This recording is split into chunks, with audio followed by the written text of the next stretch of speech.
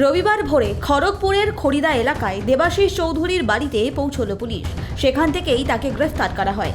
জেলার পুরনো তৃণমূল নেতাদের অন্যতম দেবাশিস একসময় পশ্চিম মেদিনীপুর যুব তৃণমূলের জেলা সভাপতি ছিলেন। সে সময় তিনি শুভেন্দু অধিকারীর ঘনিষ্ঠ হিসেবেও পরিচিত ছিলেন। পরে নানা রাজনৈতিক মতপার্থক্যের জেরে শুভেন্দুর সঙ্গে দূরত্ব বাড়ে। যুব তৃণমূলের জেলা সভাপতির পদও হারান তিনি।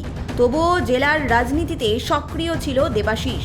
সূত্র মারফত খবর, দলের একাংশের বিরুদ্ধে প্রকাশ্যে সরব হতেও দেখা গিয়েছে তাকে। 2019 সালে লোকসভা নির্বাচনের আগে শুভেন্দুর সঙ্গে তার সম্পর্কের বরফ কিছুটা গলেছিল।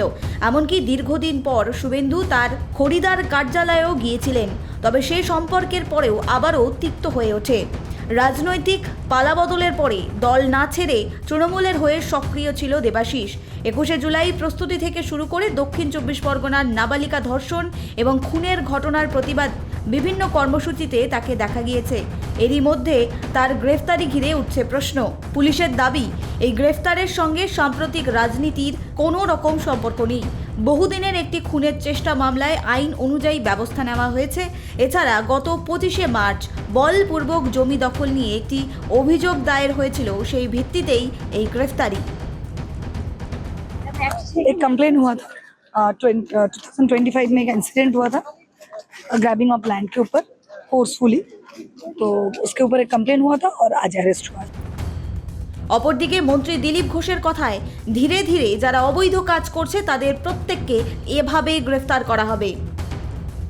সারা পশ্চিমবঙ্গে অ্যারেস্ট চলছে। যারা অবৈধ কাজ করেছে, আইনের বাইরে কিছু করেছে, আইনি ব্যবস্থা তার বিরুদ্ধে হবে। তো স্বাভাবিক আছে, বাকি কেউ যদি বেকসুর হয় খালাস পাবে। অন্যদিকে এই ঘটনাকে ঘিরে শুরু হয়েছে রাজনৈতিক চাপানুতোর। বিরোধীরা আইন শৃঙ্খলা এবং প্রশাসনের ভূমিকা নিয়ে প্রশ্ন তুলছে। আবার শাসক শিবিরের বক্তব্য, আইনের পথে চলছে, যদিও অভিযুক্ত এ বিষয়ে কিছুই জানে না বলে দাবি। আমি কিছুই জানি না, কারা কে অভিযোগকারী, কিসের জন্য কিছুই জানি না, এখনো পর্যন্ত আমি যাই। মমতা বালা আছে একজন মহিলা, তিনি অভিযোগ করেন না, আমি চিনি না, জানি না। আপনাকে কি ফাঁসানো হচ্ছে? তাহলে কি চক্রান্ত মনে করছেন? আমার তো তাই মনে হচ্ছে। খড়গপুরের রাজনীতিতে দীর্ঘদিনের পরিচিত মুখ দেবাশিস চৌধুরীর গ্রেফতারি নিছক আইনি পদক্ষেপ নাকি এর নেপথ্যে রয়েছে রাজনৈতিক সমীকরণ, তা নিয়ে শুরু হয়েছে জল্পনা।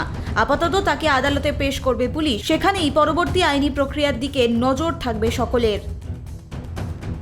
পশ্চিম মেদিনীপুর থেকে শুভ চক্রবর্তীর রিপোর্ট, KTV বাংলা।